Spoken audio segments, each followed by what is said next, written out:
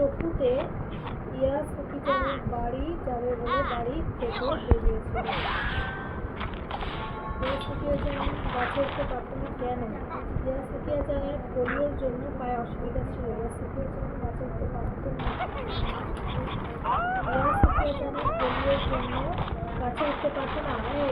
এই প্রশ্নটা হচ্ছে ইয়া সুকিয়াজানের পোলিওর জন্য পায়ে অসুবিধা ছিল বলে গাছে উঠতে পারত না। পোলিওর জন্য পায়ে অসুবিধা ছিল বলে গাছে উঠতে পারত না।